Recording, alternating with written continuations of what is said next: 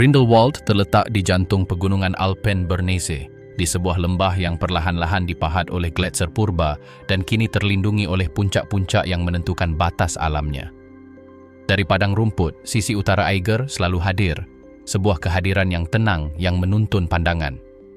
Lembah itu menurun melalui hutan, aliran sungai yang jernih, dan jalan setapak yang menghubungkan kebun-kebun yang tersebar dengan jalur pendakian ke tempat yang lebih tinggi. Di sini, lanskap itu sendiri menentukan tugas dan ritme. Maka muncul pertanyaan yang tak terhindarkan. Bagaimana sebuah komunitas mengatur dirinya sendiri ketika gunung menentukan kecepatan setiap langkah?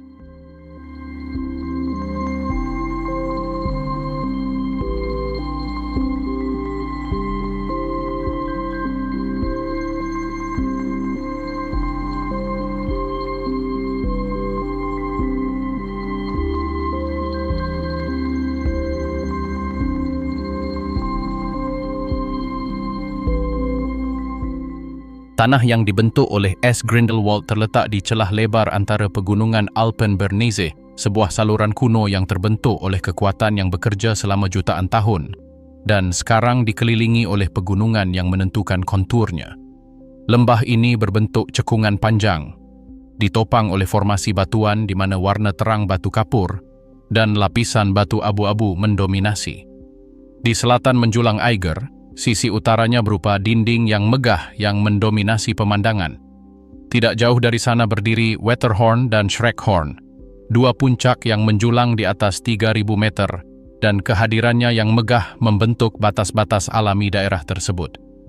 Kehadiran mereka memengaruhi sirkulasi udara, arah aliran air, dan bagaimana ruang-ruang didistribusikan di mana kehidupan manusia dapat berakar.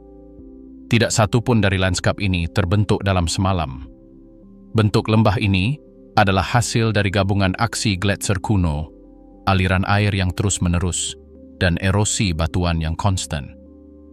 Pada zaman kuno, lapisan es yang sangat besar turun dari ketinggian, menyeret fragmen gunung dan meninggalkan akumulasi yang sekarang dikenal sebagai moraine dan permukaan bertingkat. Ketika es mencair, cekungan landai, lereng yang halus, dan dasar sungai tetap ada, yang hingga kini masih memandu aliran air. Gletser Oberer dan Unterer Grindelwald, meskipun lebih kecil daripada di masa lalu, tetap menjadi bukti nyata dari proses panjang ini. Dari masa esnya, Sungai Lütschine dan Schwarze Lütschine bermula, mengalir melalui lembah sebelum bertemu di dekat Zweilütschinen. Airnya berasal dari air lelehan yang turun dari ketinggian hampir 3.000 meter, melintasi padang rumput, hutan, dan daerah berbatu sebelum menuju Interlaken.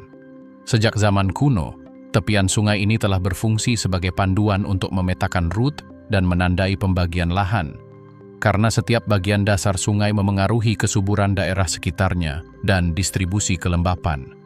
Di bagian bawah lembah, antara 900 dan 1.200 meter di atas permukaan laut, tanahnya lebih lunak, sehingga mendukung pertumbuhan padang rumput yang luas.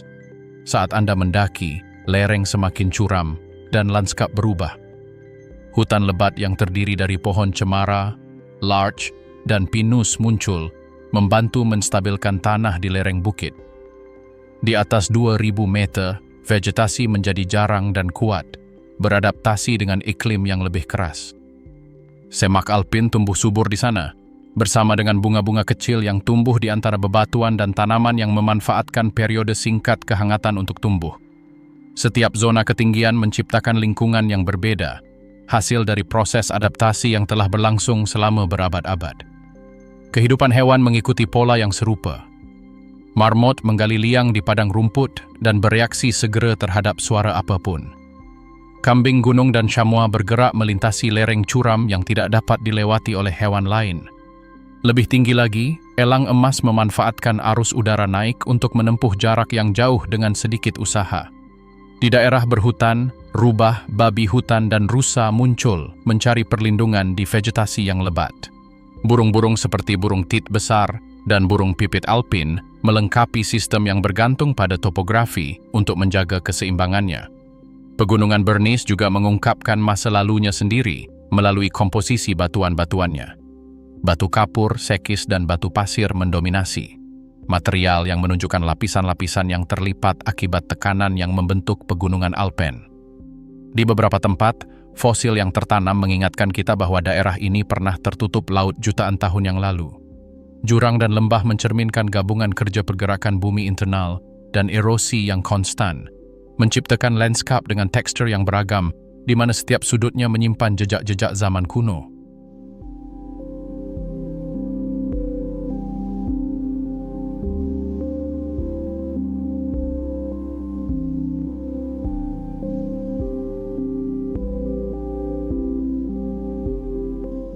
Permukiman Alpen, pelajaran dari batu dan kayu. Saat lereng bukit menurun, desa itu sendiri mengikuti pergerakan ini, seolah-olah setiap bangunan telah belajar beradaptasi dengan ritme alami medan. Tata letaknya tidak mengikuti rencana yang dipaksakan, melainkan adaptasi perlahan yang lahir dari generasi yang belajar membaca gunung. Rumah-rumah tidak mengganggu kontur, mereka bertumpu pada titik-titik kokoh yang ditinggalkan oleh bumi dan mengikuti lekukannya tanpa memaksakan garis lurus. Pertumbuhan permukiman mengikuti jalur kuno yang digunakan oleh keluarga dan penggembala, dan ingatan itu tetap ada dalam tata letak saat ini. Tempat tinggal dikelompokkan di tempat yang memungkinkan oleh lereng, membentuk kelompok-kelompok kecil yang menurun ke arah tengah, hampir seperti tangga yang telah disarankan oleh gunung dari waktu ke waktu. Arsitektur Alpen mendefinisikan karakter tempat tersebut. Setiap rumah dibangun di atas alas batu yang menopang berat dan berfungsi sebagai pertahanan terhadap kelembapan. Di atas dasar ini berdiri dinding kayu solid yang dirakit menggunakan teknik yang diwariskan. Eksteriornya mengungkapkan usia setiap bangunan. Warna yang lebih gelap milik rumah-rumah yang lebih tua, sementara warna yang lebih terang menunjukkan renovasi yang lebih baru. Minyak dan perawatan tradisional telah memungkinkan struktur ini bertahan selama berabad-abad tanpa kehilangan stabilitas. Atapnya mengikuti desain khas lembah, lebar, miring, dan memanjang di tepi untuk melindungi galeri dan mencegah air menggenang. Di banyak rumah, balok-baloknya terlihat dengan tanda-tanda yang diukir dengan alat dari era lain. Ciri khasnya adalah tidak adanya paku. Tukang kayu menggunakan sambungan kayu yang membutuhkan ketelitian mutlak. Di bangunan tertua, angka-angka yang terukir masih dapat dilihat, digunakan untuk mengidentifikasi setiap bagian selama konstruksi. Balkon melengkapi bahasa arsitektur ini.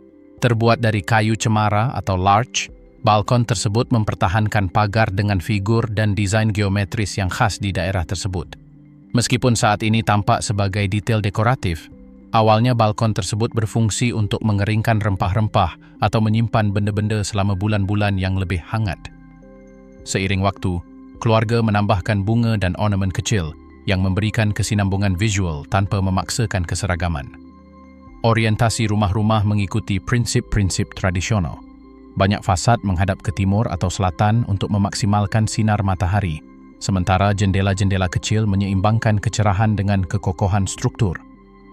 Kelompok-kelompok tempat tinggal dihubungkan oleh jalan setapak berbatu yang bertemu di ruang pusat tempat layanan komunitas berada. Tata letak yang tampaknya spontan ini menanggapi kemiringan tanah, drainase alami, dan kebutuhan akan akses mudah ke jalan pedesaan. Di pinggiran pemukiman, pertanian menempati area yang lebih terbuka. Mereka dihubungkan oleh jalan setapak sempit dan jembatan kayu yang melintasi sungai. Bangunan-bangunan ini menggabungkan tempat tinggal dan kandang dalam satu struktur, dipisahkan oleh dinding tebal yang mengisolasi dan mempertahankan panas. Jenis konstruksi ini umum pada masa ketika bahan-bahan langka dan iklim menuntut solusi yang efisien. Fondasi batu, struktur kayu, dan atap lebar yang sama muncul di gudang dan lumbung yang mendukung pekerjaan pertanian. Tata letak kota menghindari grid yang kaku. Jalan-jalan mengikuti kontur gunung, mengubah lebar dan arah sesuai dengan kondisi medan. Beberapa mempertahankan paving batu yang mengingatkan pada penggunaan masa lalu mereka untuk ternak, sementara yang lain melebar untuk membentuk alun-alun kecil yang menampung bengkel, toko, dan tempat pertemuan. Di daerah yang lebih tinggi, teras alami memungkinkan pembangunan rumah dengan pemandangan lembah yang luas. Dari sana, atap-atapnya miring ke bawah menuju pusat, menciptakan serangkaian tingkatan yang mengikuti kemiringan. Di bagian tengah desa berdiri bangunan-bangunan umum dengan garis-garis sederhana. Gereja ini terkenal karena menara batunya yang berwarna terang dan atapnya yang runcing, yang terlihat dari berbagai titik di lembah. Di sekitarnya tersebar sekolah-sekolah tua, rumah-rumah komunal, dan gudang-gudang yang kayunya telah menghitam karena usia. Kesinambungan material dan ketiadaan kontras yang mencolok menciptakan harmoni yang muncul bukan dari aturan-aturan yang ketat, tetapi dari kebiasaan yang diulang dari waktu ke waktu.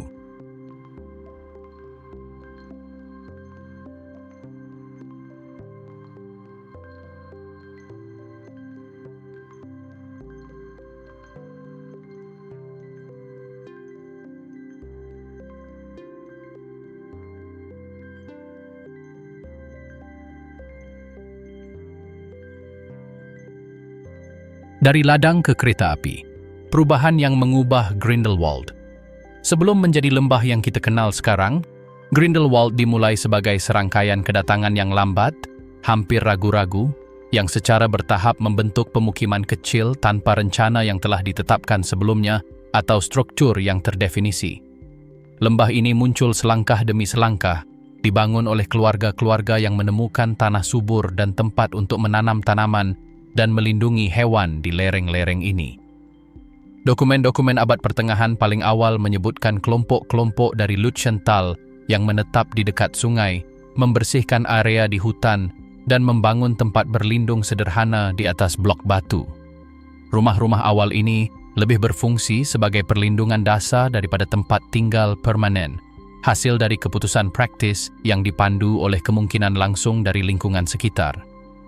Aktivitas pertanian diorganisir dari bawah ke atas. Lahan kecil, hewan yang menyediakan susu, daging, dan tenaga kerja, serta pengetahuan praktis yang diturunkan secara terus-menerus. Dengan cara inilah, antara abad ke-13 dan ke-14, lembah tersebut mulai memperoleh bentuk yang lebih stabil. Setiap keluarga menggarap lahan mereka sendiri, dan peternakan menjadi penentu sebagian besar ritme ekonomi.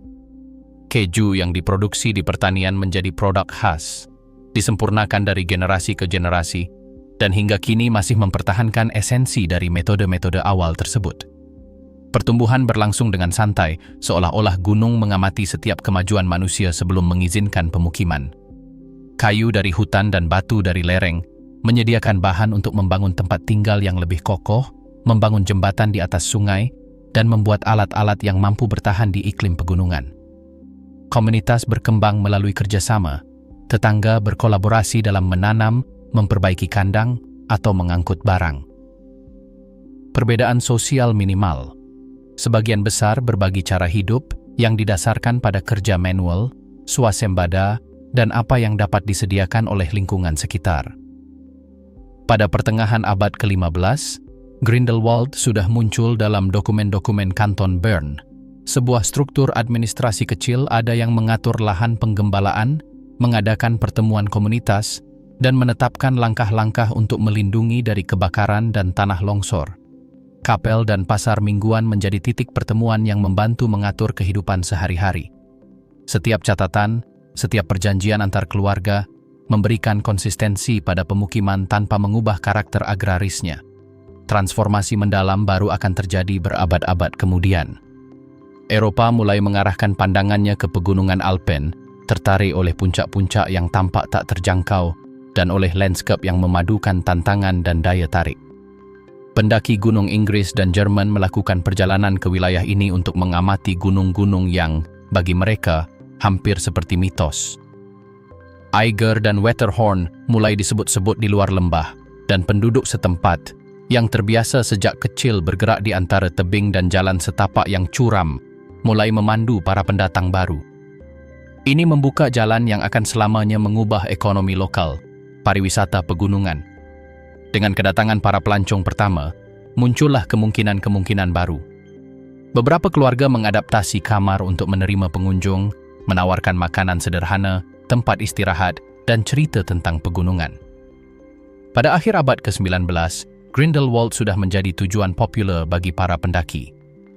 Pada tahun 1893, pekerjaan dimulai pada apa yang akan menandai titik balik, jalur kereta api yang menghubungkan lembah ke Interlaken. Apa yang sebelumnya membutuhkan waktu berjam-jam berjalan kaki menjadi rute langsung, dan dengan itu arus orang, barang, dan material meningkat secara signifikan.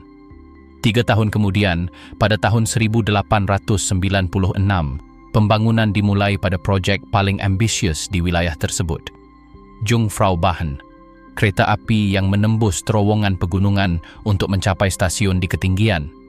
Jalur ini, yang dibuka secara bertahap, mengubah cara dunia memandang pegunungan Alpen dan menempatkan Grindelwald di jantung pariwisata Swiss. Hal ini tidak hanya menarik pengunjung, tetapi juga menandai awal era di mana lembah tersebut terhubung dengan jaringan pertukaran dan komunikasi yang lebih luas. Pada awal abad ke-20, keseimbangan unik terjadi. Keluarga-keluarga yang lebih tua terus berfokus pada pertanian dan peternakan, sementara generasi muda bekerja di hotel, bengkel, atau di pembangunan jalur kereta api itu sendiri. Kalender tahunan menggabungkan musim pedesaan dengan periode wisata, memungkinkan kedua bidang tersebut untuk hidup berdampingan tanpa salah satunya menggantikan yang lain. Pengetahuan tentang lahan tetap penting, berguna untuk pertanian dan juga untuk membimbing mereka yang tertarik ke pegunungan.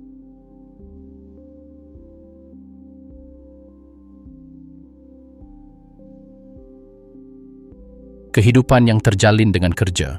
Dalam kehidupan sehari-hari komunitas, rutinitas terbentang, seperti permadani sunyi di mana setiap tugas menemukan tempatnya dan mendukung tugas berikutnya.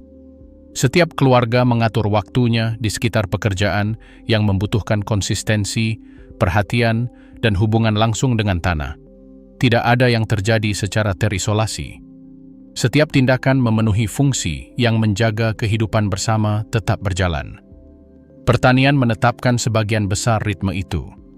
Lahan diolah dengan alat-alat yang telah dikenal tangan selama beberapa generasi, menyesuaikan setiap gerakan dengan medan yang berubah kemiringannya tanpa peringatan dan menuntut perhatian konstan. Tanaman didistribusikan sesuai dengan kegunaan setiap petak, memastikan bahwa tidak ada ruang yang dibiarkan tanpa tujuan. Peternakan melengkapi jalinan ini yang menopang lembah. Kandang yang terletak di pinggiran desa membutuhkan perhatian konstan. Keluarga memberi makan, membersihkan, dan memeriksa hewan-hewan mengikuti rutinitas yang hampir tidak berubah selama beberapa dekade. Produksi susu melestarikan teknik warisan yang mempertahankan karakter artisanalnya. Proses yang diukur secara tepat, di mana pengalaman dan waktu sama pentingnya dengan alat-alat. Setiap langkah dieksekusi dengan urutan yang mencerminkan kesinambungan kerajinan yang dipelajari melalui pengalaman, bukan dari manual. Pergerakan di dalam lembah secara alami terintegrasi ke dalam aktivitas-aktivitas ini. Rute-rute tersebut beradaptasi dengan bentuk lahan, sehingga memerlukan penggunaan kendaraan kecil, gerobak tangan, atau muatan yang seimbang untuk mengangkut peralatan, produk, atau barang-barang buatan pengrajin. Tidak ada yang bergerak tanpa tujuan. Setiap perjalanan menghubungkan rumah-rumah dengan lokasi produksi dan dengan titik-titik tempat barang dipertukarkan. Pergerakan yang konstan ini menciptakan jaringan yang menghubungkan pekerjaan individu dengan fungsi keseluruhan desa. Memelihara jalan dan jalur merupakan tugas penting lainnya. Rute menuju area pertanian atau ruang komersial memerlukan perawatan yang sering. Batu-batu yang lepas, tepi yang aus, atau jalan setapak yang perlu diperkuat memerlukan intervensi segera. Perbaikan ini tidak dibebankan kepada satu orang saja. Perbaikan dilakukan melalui kolaborasi tetangga yang menyumbangkan waktu, peralatan, dan keahlian yang diperlukan. Setiap penyesuaian menjaga jalur tetap aman dan menunjukkan nilai kerjasama sehari-hari. Perdagangan lokal menambah jaringan perdagangan yang menopang lembah ini. Toko roti, toko daging, dan bengkel berfungsi seperti bagian-bagian kecil yang menyejahterakan kehidupan sehari-hari. Toko roti mencurahkan waktu berjam-jam untuk menguleni dan memanggang produk yang membutuhkan kesabaran. Toko daging bergantung pada ternak lokal, mengolah makanan yang menjadi makanan pokok. Para pengrajin bekerja dengan kayu, logam, atau serat untuk menciptakan benda-benda berguna yang dibuat dengan teknik yang telah bertahan karena terus berfungsi sesuai tujuannya. Pasar mingguan menyatukan produsen dari berbagai sektor dan menjadi titik pertemuan tempat makanan segar, peralatan, dan kerajinan tangan dipertukarkan. Percakapan antara penjual dan tetangga didasarkan pada kepercayaan dan saling pengertian. Setiap transaksi melestarikan praktik yang telah memberikan stabilitas bagi lembah tersebut. Kehidupan keluarga terjalin dengan kegiatan-kegiatan ini tanpa memisahkan secara ketat antara pekerjaan dan pembelajaran. Anak-anak mengamati, membantu, dan berpartisipasi sesuai kemampuan mereka. Mereka belajar menggunakan alat-alat dasar, mengatur bahan-bahan, atau membantu tugas-tugas pertanian sederhana. Transmisi pengetahuan terjadi secara alami, sementara orang dewasa melanjutkan tugas mereka. Dengan demikian, praktik-praktik yang menopang lembah tersebut diwariskan dari satu generasi ke generasi berikutnya tanpa instruksi formal. Kolaborasi antar tetangga berlangsung terus-menerus. Ketika sebuah bangunan perlu didirikan, hewan dipindahkan, atau dinding diperkuat, keluarga-keluarga dengan cepat mengatur diri mereka sendiri. Tidak perlu pengumuman resmi. Semua orang tahu apa yang dapat mereka sumbangkan dan kapan harus melakukannya. Sistem saling mendukung ini tetap ada karena memastikan pekerjaan terus berjalan dan memperkuat ikatan internal. Kerjasama tidak dirayakan dengan kata-kata, melainkan diwujudkan melalui tindakan nyata.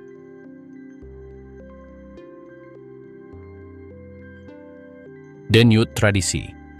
Di hulu lembah, tempat lanskap berubah setiap musim, tradisi keluarga terus bertindak sebagai benang yang mengikat komunitas bersama. Tidak ada yang berawal sebagai ritual khidmat. Setiap praktik muncul dari kehidupan pedesaan dan tetap hidup berkat keberlanjutan dari mereka yang mewarisinya. Di antara perayaan tertua adalah titik balik matahari, sebuah pertemuan di mana penduduk menyalakan api unggun yang mengumumkan awal siklus tahunan baru. Perayaan ini tidak bertujuan untuk menarik perhatian, tetapi hanya untuk menyatukan mereka yang tinggal di sini. Keluarga-keluarga bekerja sama, mengatur setiap detail, dan dengan demikian menegaskan kembali hubungan mereka dengan tanah. Sepanjang tahun, paroki mengordinasikan pertemuan keagamaan sederhana lainnya yang mempertahankan kalender tradisional dan menjaga persatuan desa. Musik menempati tempat khusus dalam praktik-praktik ini. Althorn, simbol dunia pegunungan, bergema dalam perayaan dan pertemuan komunal. Suaranya menuntut penguasaan udara dan pembelajaran yang panjang yang bagi banyak orang dimulai sejak muda. Di sampingnya, lagu-lagu dalam dialek Bern tetap lestari, dibagikan dalam pertemuan keluarga atau oleh kelompok yang berlatih secara teratur. Melodi-melodi ini membangkitkan pemandangan pedesaan dan kenangan yang diwariskan dari generasi ke generasi, menjadi bagian hidup dari memori kolektif. Kebiasaan menyambut tetap ada dan mendefinisikan karakter lembah tersebut. Beberapa keluarga mempertahankan tradisi, menawarkan produk buatan sendiri kepada mereka yang datang atau menetap di komunitas, roti, keju, atau hidangan sederhana yang dibuat dengan penuh perhatian. Terkadang, patung-patung kayu yang dibuat di bengkel keluarga kecil ditambahkan mewakili hewan-hewan gunung atau simbol-simbol tradisional. Hadiah-hadiah ini mengungkapkan pentingnya keramahan dan rasa saling menghormati. Di daerah pedesaan, praktik-praktik yang berkaitan dengan peternakan dan pekerjaan pertanian terus berlanjut. Di awal atau akhir setiap musim, beberapa keluarga berkumpul sebentar untuk memberkati peralatan, memeriksa batas padang rumput, atau bertukar barang. Mereka tidak mencari upacara besar. Mereka hanya menandai awal atau akhir dari sebuah siklus yang menopang sebagian besar ekonomi lokal. Partisipasi dalam pertemuan-pertemuan ini memperkuat organisasi internal, karena setiap keluarga menyumbangkan pengalaman dan upayanya. Pelestarian adat istiadat juga tercermin dalam perdagangan tradisional. Para tukang kayu berpartisipasi dalam perbaikan dan adaptasi yang memastikan bangunan mempertahankan gaya lokal. Para pandai besi membuat potongan-potongan kecil yang digunakan dalam pintu, furnitur, dan peralatan. Meskipun beberapa bengkel sederhana, keberlanjutannya menjamin bahwa benda-benda tersebut mempertahankan identitas lembah. Penyampaian cerita merupakan bentuk lain dari warisan budaya. Banyak keluarga melestarikan kisah tentang leluhur, peristiwa penting, atau episode dalam kehidupan komunitas. Narasi-narasi ini dibagikan pada pertemuan keluarga atau pertemuan lingkungan, dan seiring waktu, beberapa telah menjadi bagian dari ingatan kolektif. Sekolah setempat menggabungkan fragmen tradisi lisan ini ke dalam kegiatannya, sehingga anak-anak belajar tentang asal-usul komunitas mereka dan peran orang-orang yang membentuknya. Penamaan rumah adalah kebiasaan yang berakar dalam dan memiliki makna yang mendalam. Banyak rumah diidentifikasi dengan nama yang diturunkan dari generasi ke generasi, bukan dengan angka. Beberapa mengacu pada lingkungan sekitarnya. Yang lain memperingati pemilik sebelumnya atau peristiwa keluarga. Meskipun rumah berpindah tangan, nama-nama tersebut tetap ada, berfungsi sebagai jembatan antara masa lalu dan masa kini. Dengan demikian, setiap tempat tinggal mempertahankan identitas yang dapat dikenali di dalam lembah. Acara sosial memainkan peran penting dalam kehidupan desa. Asosiasi lokal menyelenggarakan kegiatan budaya, lokakarya kerajinan, dan pertunjukan rakyat yang menjaga tradisi komunitas tetap hidup. Kompetisi musik tradisional, pertemuan pengrajin, dan pameran sekolah mengisi kalender yang mendorong partisipasi komunitas. Klub olahraga, banyak yang berfokus pada disiplin olahraga alpine, memungkinkan anak-anak untuk mengembangkan keterampilan sejak usia dini di bawah bimbingan pelatih berpengalaman.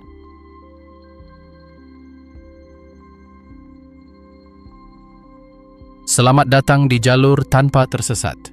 Seiring lembah membuka jalurnya ke dunia luar, kedatangan pengunjung terintegrasi dengan mulus ke dalam kehidupan sehari-hari tanpa menutupi apa yang sudah ada.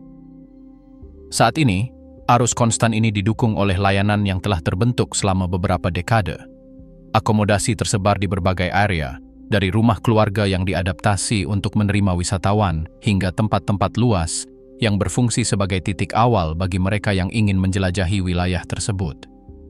Setiap bangunan mematuhi peraturan yang menentukan bahan, ketinggian, dan lokasi, memastikan bahwa infrastruktur wisata tidak mengganggu area yang ditetapkan untuk pekerjaan pedesaan atau mengubah organisasi wilayah tersebut. Mereka yang datang mencari jalur setapak, pendakian sedang, dan rute yang memungkinkan akses ke ketinggian yang lebih tinggi melalui kereta gantung dan kereta api yang dirancang untuk beroperasi di lereng yang menantang. Mendaki adalah salah satu kegiatan yang paling umum, dan untuk tujuan ini, terdapat jaringan jalur yang ditandai yang menghubungkan titik pandang, tempat berlindung, dan titik-titik penting di seluruh lembah. Rute-rute ini dipelihara melalui inspeksi terus-menerus, termasuk memeriksa penandaan, membersihkan permukaan yang dilalui, dan menyesuaikan bagian-bagian di mana kemiringan membutuhkan lebih banyak perhatian. Tujuannya adalah agar para pelancong dapat bergerak dengan aman tanpa mengganggu area yang ditetapkan untuk pertanian atau penggembalaan. Olahraga alpin memiliki tempat khusus di lembah ini. Area yang ditetapkan untuk kegiatan ini dipilih setelah studi teknis yang menganalisis daya tampung, tingkat risiko, dan akses. Pemasangan peralatan dan layanan mengikuti protokol yang dirancang untuk meminimalkan dampak pada lahan dan menghindari pendudukan area yang penting bagi masyarakat setempat. Dengan cara ini, pengunjung dapat menikmati kegiatan olahraga tanpa mengganggu fungsi pedesaan yang tetap vital bagi mata pencaharian lembah. Transportasi wisata diatur dengan cermat.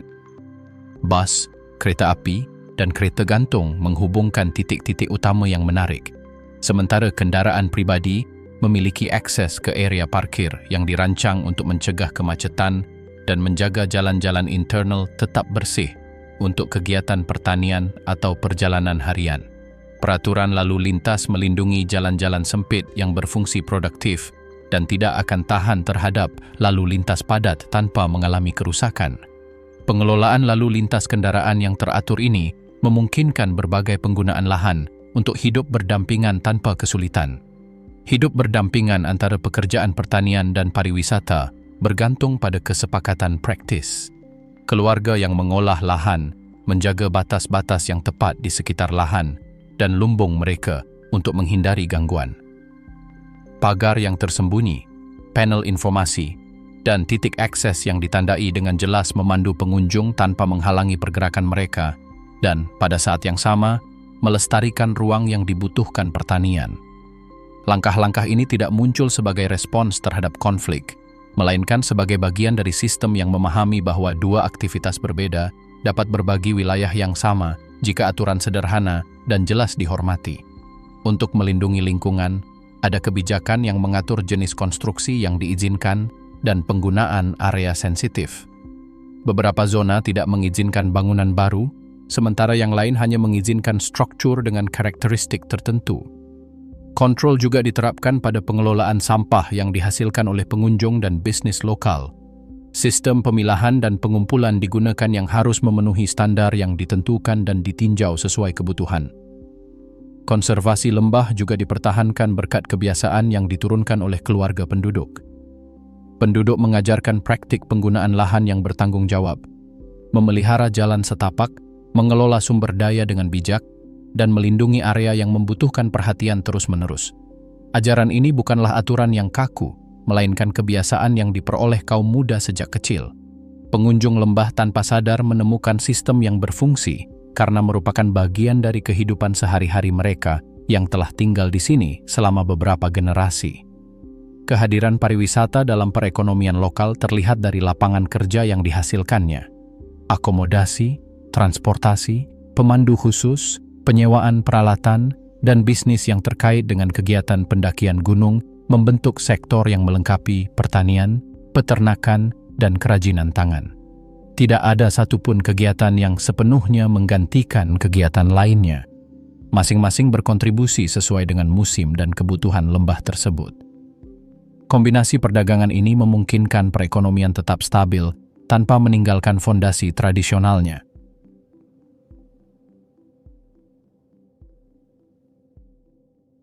Empat musim untuk lembah yang sama.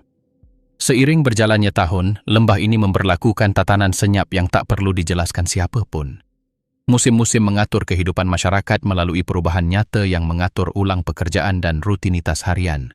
Setiap periode memperkenalkan denyut nadinya sendiri, seolah-olah tanah menyesuaikan ritmenya sesuai dengan kalender yang telah membimbing generasi demi generasi. Musim semi mengawali siklus dengan fase persiapan. Penduduk memeriksa ladang, memperbaiki pagar, dan mendistribusikan peralatan yang telah disimpan. Selama hari-hari ini, tanah sekali lagi dibuka untuk aerasi dan perataan, dan area yang ditujukan untuk budidaya dan penggembalaan ditandai. Lebih dari sekadar awal tugas baru, ini adalah waktu untuk mengordinasikan penggunaan ruang dan merencanakan apa yang akan datang. Musim panas membawa aktivitas yang lebih intens. Jalur yang ditandai menyambut mereka yang menjelajahi jalan setapak sementara keluarga fokus pada pengelolaan ternak. Hewan-hewan dipindahkan ke tempat yang lebih tinggi, di mana tempat berlindung berfungsi sebagai tempat perlindungan dan area penyimpanan. Memelihara ruang-ruang ini melibatkan pemeriksaan titik akses, pengamanan struktur, dan memastikan bahwa batas-batas yang telah ditetapkan tetap jelas. Bersamaan dengan itu, aktivitas pertanian bergeser ke arah panen bertahap produk yang membutuhkan penyimpanan terorganisir. Setiap keluarga mengatur jadwalnya sesuai dengan kematangan tanaman, menciptakan urutan tugas yang konsisten. Musim gugur membawa transisi yang mengatur ulang prioritas. Produksi ladang menurun dan panen terakhir dimulai. Di lumbung, cadangan dipilah, persediaan diatur, dan kerusakan yang terakumulasi selama bulan-bulan puncak diperbaiki. Jalan pedesaan membutuhkan perhatian yang cermat karena harus dalam kondisi yang layak untuk dilewati gerobak dan kendaraan layanan. Periode ini juga digunakan untuk memperbaiki pagar, menyesuaikan peralatan, dan memperkuat struktur yang banyak digunakan selama musim panas. Selain itu, masyarakat memanfaatkan waktu ini untuk meninjau perjanjian mengenai penggunaan lahan dan mengordinasikan proyek bersama yang akan dilaksanakan kemudian. Musim dingin membawa ritme yang berbeda, lebih berfokus pada bagian dalam bengkel, lumbung, dan gudang. Tugas-tugas diatur ulang untuk memprioritaskan pemeliharaan, perbaikan, dan pengelolaan cadangan. Selama musim ini, pariwisata musim dingin menjadi penting. Area yang ditunjuk untuk olahraga khusus beroperasi dengan staf terlatih dan rute khusus yang menghindari gangguan terhadap ruang yang digunakan oleh masyarakat setempat. Penduduk mendedikasikan sebagian waktu mereka untuk memeriksa struktur, mengamankan material, dan memelihara titik akses, sementara lembah mengurangi aktivitas eksternal. Fase ini menggabungkan tugas internal dengan tindakan komunitas yang memungkinkan wilayah tersebut untuk mempertahankan kontinuitas operasional, bahkan ketika area tertentu mengalami penurunan penggunaan. Transisi antar musim mengubah penampilan lembah tanpa memerlukan deskripsi yang panjang. Padang rumput mengambil konfigurasi baru, tanaman didistribusikan ulang, dan area penggembalaan diatur sesuai dengan tuntutan siklus tahunan. Setiap musim memberikan tugas-tugas yang terdefinisi, yang terintegrasi dengan mulus tanpa mengganggu kontinuitas tahunan. Musim semi membuka ruang, musim panas mempertahankan produksi dan mobilitas, musim gugur mengatur ulang apa yang telah terkumpul, dan musim dingin berfokus pada pekerjaan internal. Tidak ada jeda mendadak di antara periode-periode ini, melainkan suatu perkembangan yang menjaga fungsi lembah tetap seimbang. Struktur musiman Grindelwald tidak mencari simbol atau interpretasi tambahan. Ia berfungsi sebagai mekanisme praktis yang mendefinisikan tugas mana yang sesuai dengan setiap waktu dalam setahun. Musim tidak beroperasi sebagai kerangka emosional, tetapi sebagai sistem organisasi yang mendistribusikan upaya, menetapkan prioritas, dan memungkinkan lembah untuk berfungsi tanpa gangguan. Keteraturan ini telah memastikan kontinuitas wilayah dan kapasitasnya untuk menerima pengunjung tanpa mengganggu keseimbangan karakteristiknya.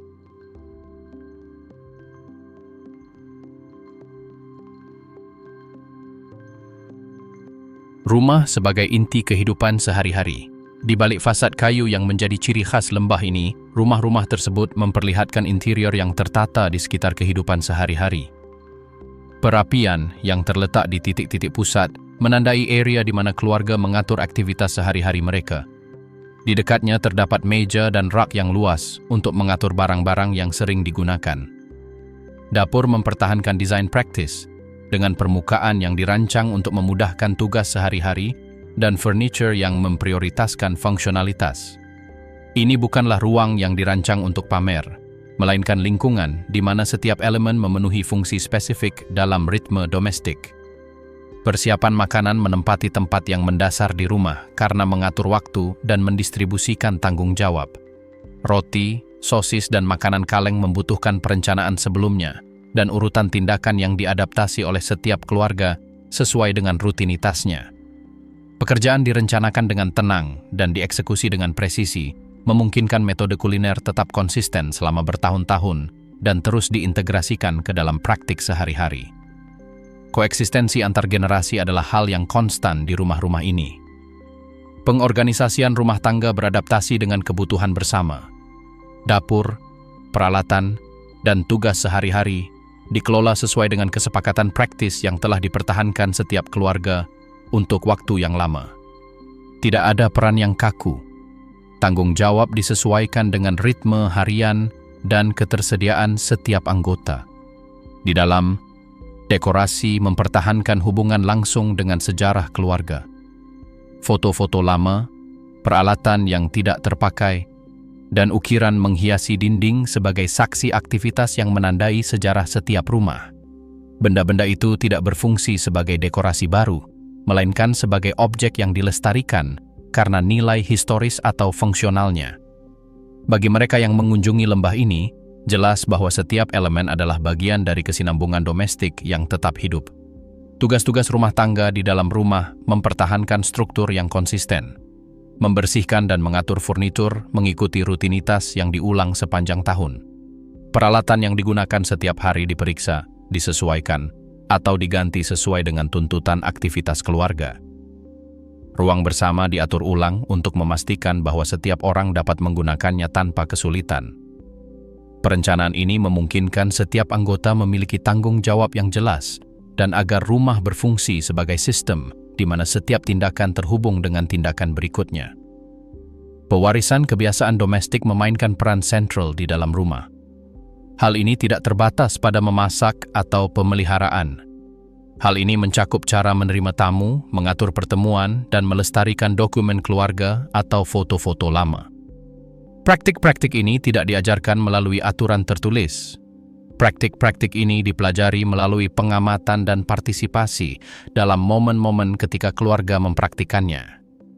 Proses berkelanjutan ini memastikan bahwa setiap generasi memasukkan kebiasaan yang menjaga ketertiban internal. Di tingkat komunitas, kehidupan di lembah mengikuti struktur yang didasarkan pada kerjasama. Keluarga berpartisipasi dalam kegiatan yang memperkuat kohesi sosial. Anak-anak belajar sejak usia dini pentingnya membantu tugas-tugas sederhana, sementara orang dewasa bergiliran melakukan tugas-tugas yang memengaruhi fungsi keseluruhan pemukiman. Tidak ada lembaga formal yang mengarahkan kegiatan-kegiatan ini. Kegiatan-kegiatan ini didukung oleh kesepakatan adat yang telah membimbing kehidupan lokal selama beberapa dekade.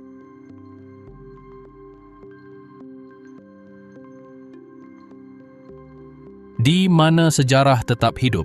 Di wilayah ini, jejak keputusan yang dibuat berabad-abad lalu terus memengaruhi kehidupan sehari-hari. Dan kontinuitas inilah yang mempertahankan identitas Grindelwald. Praktik-praktik yang diwariskan dan organisasi komunitas telah membentuk model yang tetap teguh dari waktu ke waktu.